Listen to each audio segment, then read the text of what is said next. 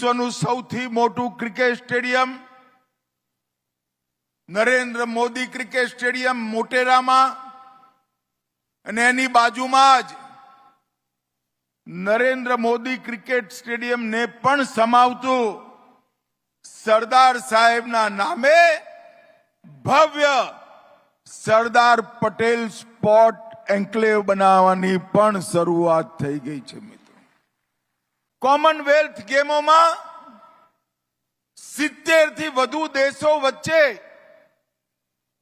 રમત ગમતની સુવિધાઓ, કોચિંગની વ્યવસ્થા, ઇન્ફ્રાસ્ટ્રક્ચર, શહેરના યુવાનોમાં રમત ગમત પ્રત્યે લગાવ અને રહેવાની કરવાની બધી સુવિધાઓની અનેક મુદ્દાઓની સ્પર્ધાની વચ્ચે બધા દેશોમાં કોમનવેલ્થ ગેમ 2030માં આપણા અમદાવાદમાં રમાવાની છે મિત્રો। અમદાવાદમાં રમાવાની છે મિત્રો। તૈયારી રાખજો અમદાવાદ વાળા।